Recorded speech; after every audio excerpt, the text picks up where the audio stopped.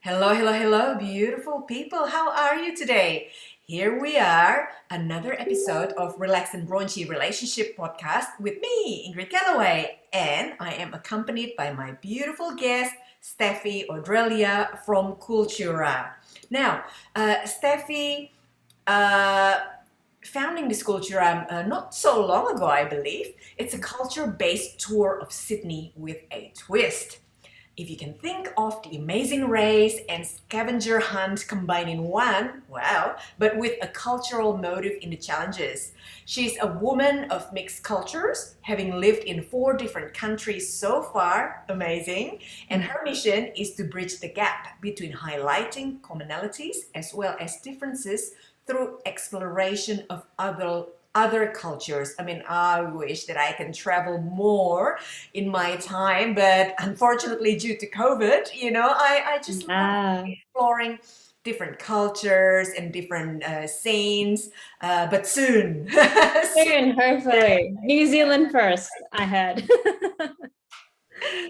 Well, I have had the pleasure of meeting Ingrid not too long ago either. And Ingrid Galloway is the founder and relationship coach and chief relaxation officer of KAHYANGAN, which means heaven in Bahasa. And she has been a relationship coach for 12 years and a spa therapist for even longer, 22 years. She practices from Kayangan in Sydney and also from clients' homes, offices, and hotel rooms, online, and from retreat locations as well. Her work has always focused on stress, relaxation, and relationships, and she's always ready to look after loving and not so loving couples, but also broken, lonely hearted singles. She does one-on-one coaching sessions, group workshops, virtual retreats, and also in-person retreats. She is a busy woman, I tell you. She does Mother of everything. two. Yes, especially being a mother of two. Yeah. That too, not Yeah, included in that. exactly. All right, Steffi, I'm always interested to know what my guests why. So why do you do what you do? Well, it's a bit of an obvious one for me. As you have mentioned that I love traveling, it's a passion of mine, and I have lived in a lot of different countries, and I have been sort of forced to come back to Sydney not a long time ago. So I've created cultura in the mind of a traveler and an adventurer, but also someone who is looking for something to do in this really weird times that we're living in where we can't go anywhere, Yeah, and also trying to make the best out of the situation that we are in and our own city, because there's a lot to explore, there's a lot to discover, a lot of people to talk to, and a lot to learn. fabulous. That's right. And adding, more excitement towards I guess, what we call normal. Maybe we just need to look at it from different perspective, I guess. That's it. Just a fresh set of eyes in our own city, in our own backyard. And you'd be surprised to actually find really cool things. And yeah, you've never imagined of thinking of it another way. But yeah, what about you, Ingrid? Why do you do what you do? Okay, so I came from Indonesia, as you know, and I left my culture. I mean, we've been quite talking about loving different cultures. Yeah. Um, I felt in my upbringing, I felt that there's a lot of shame, guilt, suppressed anger. So all sorts of emotion and mindset that didn't really suit my mindset. So I was looking for a new home, and my ex-husband was here first. So I came to Australia to marry my first husband. Unfortunately, after 10 years, I left because it was an abusive relationship. And in my journey to heal myself, I went to several self-development seminar, and also went back to um, study counseling and coaching, and straight away I knew that I would be a coach, not a counselor, and Uh, my niche would be in relationship, because I am passionate and compassionate to help people in similar sort of predicament, so they can find another happy relationship, loving relationship, and also be happy within themselves. Yeah. Because in my first marriage, I wasn't allowed to be myself. Yeah, and that's quite Mm. difficult. So, Yes. and, I know. and I'm sure that I'm not the only one that experienced that. So when I see people like that, when I hear their problems, I'm just compassionate to help them. Yeah, that's great. What a job though, to make people realize that, this is not Yeah. not a good relationship. You need to leave. Cool. All right. Yeah. So we share 3 tips normally in my podcast. And what are the 3 tips on how to explore your own city differently? Well, apart from travel being my passion, my second one is food. So Wow. I love I love Me exploring. too. Yeah, like it should be everyone's passion, really. So I love exploring different different suburbs in Sydney that is known for a certain type of cuisine. So my absolute favorite things to do is just go on Google. I pick a country or a specific cuisine, and I go in Google and search for, like, the top 5 restaurants of that cuisine and just go to that place. And I do this with my boyfriend quite recently as well. We went to Maryland's because we wanted some Afghani cuisine. Why not? Didn't know anything about it. But yeah, we just Googled it and we found this amazing restaurant that we are just raving about. So yeah, it's something that you can do so easily with internet, everything just in the palm of your hands. And this is also a great activity to do with your partner as well, because it's something that you guys have never done or have never experienced, individually, let alone together. And it's a new sort of experience that you can have. You don't even have to leave the country. Yeah, be adventurous. Be adventurous, that's it. I love Afghani food. They're yummy. Yeah. I wasn't really aware of what they are. Yeah. But yeah, it's like Central Asia is very foreign to me. So it's a good sort of eye opener for sure. Yeah, what about coming from a relationship coach? I would like to know 3 tips for a long distance relationship, like how to navigate through that. Yes, certainly. Um, Now, especially when your relationship is new, it can be quite challenging to keep the communication consistent in a long distance relationship. I mean, with my first husband, we actually had a long distance relationship before I came to Australia to get married. Right. To him, yeah, back then there was no internet, so we had tons of letters, like literally you go to the post Wow, old office, get a school. stamp. I know, old style, totally old style. And then you went to a post office and put in coins. Back then, the telephone that you have to wind. The rotary I ones. know, and you have to put coins in it. Oh, what a memory! Gosh. Tons of coins I have put to call Australia. So that's why I said number one is schedule in a regular call, or nowadays FaceTime, even better, Yep. weekly or twice weekly, right? And please have 2 time options.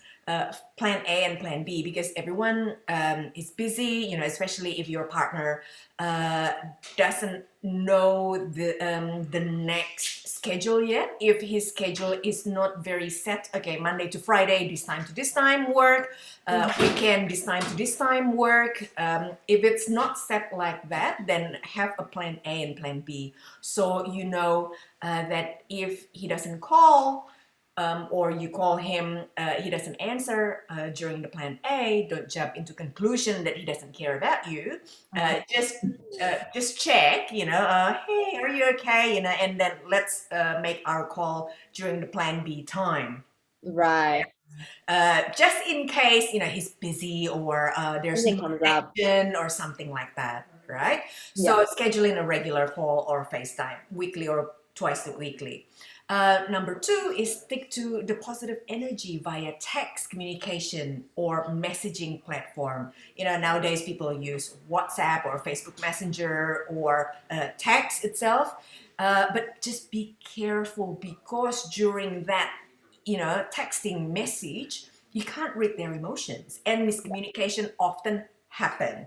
It is a lot easier communicating something and quicker rather than setting up FaceTime, I guess, Yeah. regular FaceTime. But yet the miscommunication can happen. So it's very important to clarify everything during the weekly or twice weekly call and FaceTime. Because text, you can't read their emotion, even though you throw in a couple of emojis. Yeah. It's good nowadays, you have emojis. Back then there's no emoji. You just got to draw it manually. Exactly. So just be careful on that note, okay? We don't want any miscommunication. Yeah. And lastly, find out what your main love language is and what his main love language is. And then express your love using that love language, because our love languages can be different.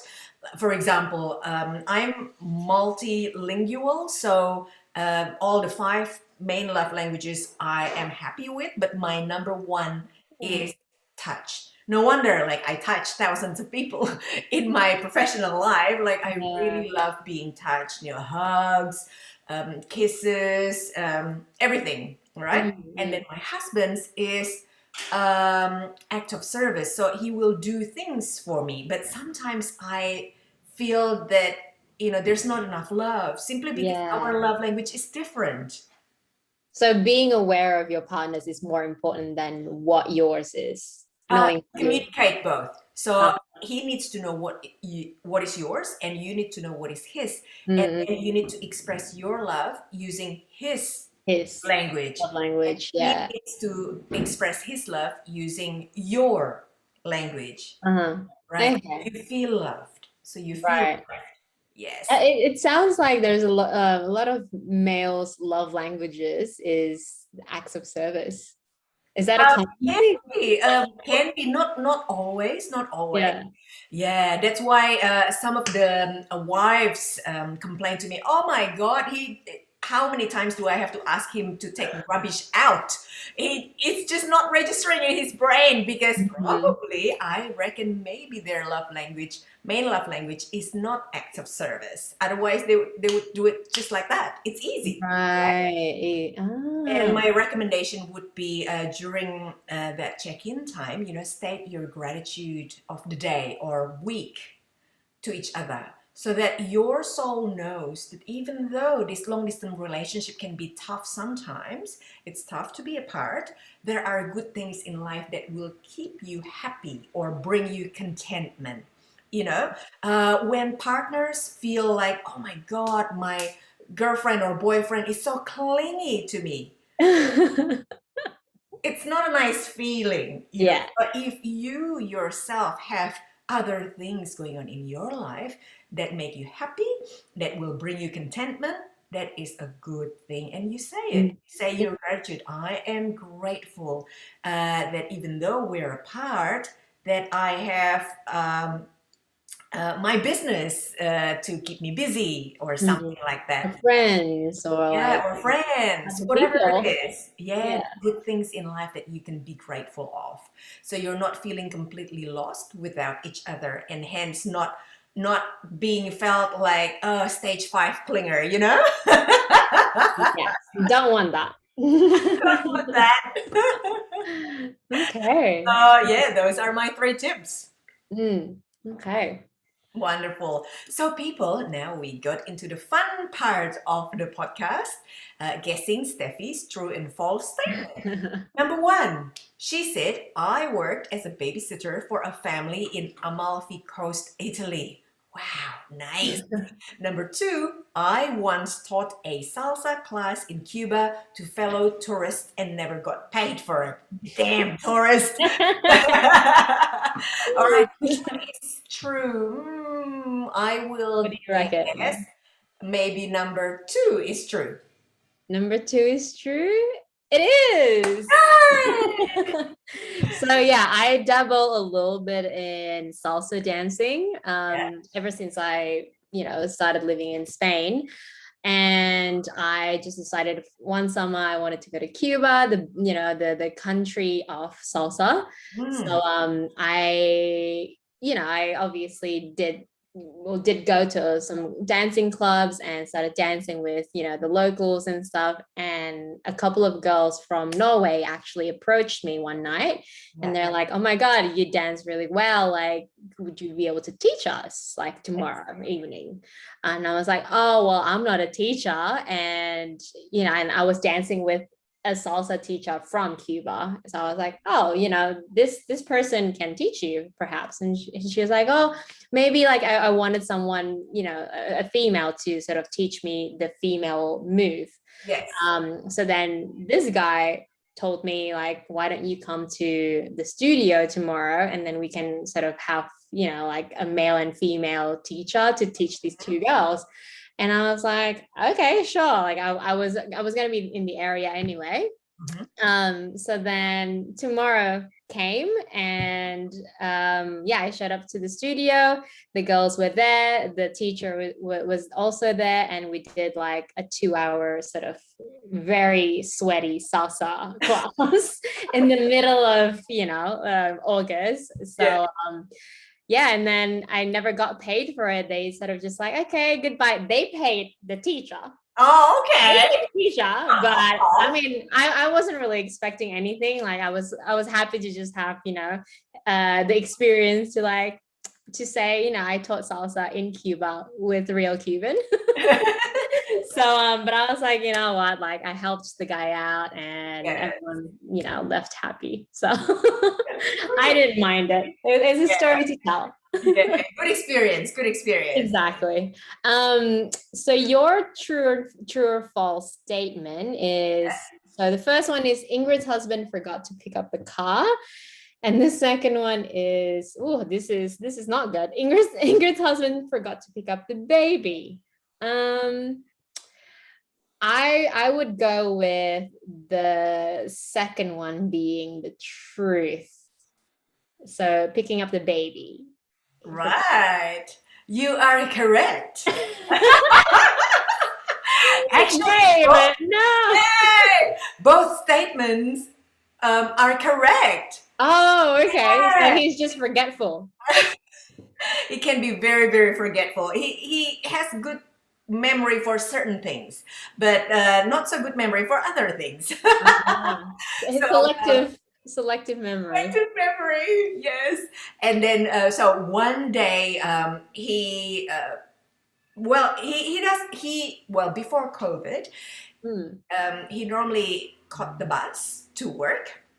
After COVID he has to work from home. Yes. Oh, okay. So sometimes when time is pressing, then he would drove to the office and leave the car next door in the parking building and Mm. come home. One time I said, "Where's the car?" He came home by bus. I forgot. Oh, Yeah, and then he had to take out an of Uber. habit. Yeah, he had to take an Uber and then collect the car from the parking building. Oh my God. Right. On another day, this was when the little one was still in childcare, and he came home by bus, and then I said, "Where's the baby?" I forgot.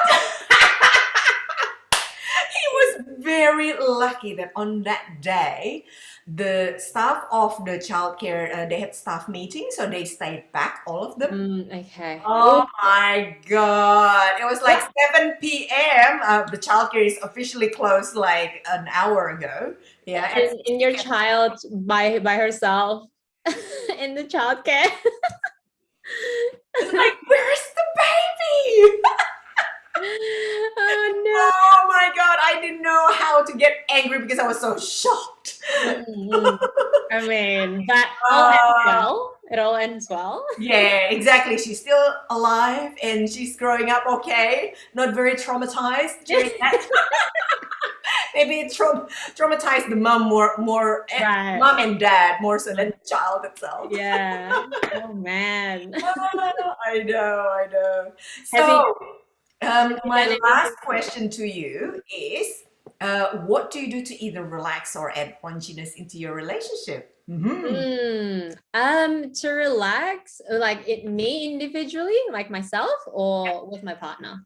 It's up to you. Okay, well, to relax myself, I probably would turn up the music and just started dancing in the living room by myself. I think that's my happy place. Yeah. You work up a sweat. It really brings like some really good energy and really makes you happy, or makes me happy.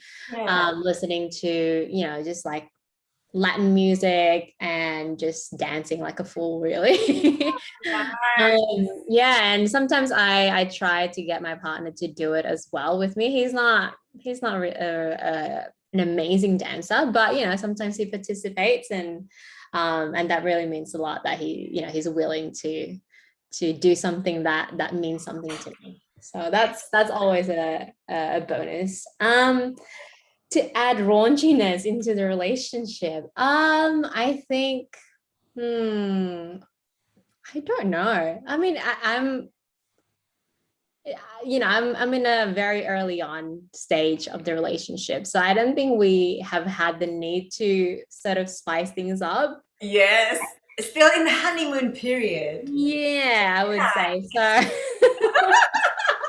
But I do Very I do nice. like it when like something is spontaneous. So nothing too planned, nothing too, like, okay, this and this and this, like this is what we're gonna do. Like something spontaneous, I think um would for me, I think would be adding that, sort of raunchiness and that unexpectedness into the relationship, which, can sometimes be quite exciting. Yes, definitely. So remember, couples, especially when you have been in the coupledom for some time, spontaneous. It's a good thing for your soul and relationship, definitely. Yeah. Yes, thank you so much for sharing that. So, beautiful people, we come to the end of the podcast now. And please like and subscribe my YouTube channel, Ingrid Galloway. And for sure, next week we will have beautiful and awesome guests talking about various things, life and relationship. So, most welcome to watch.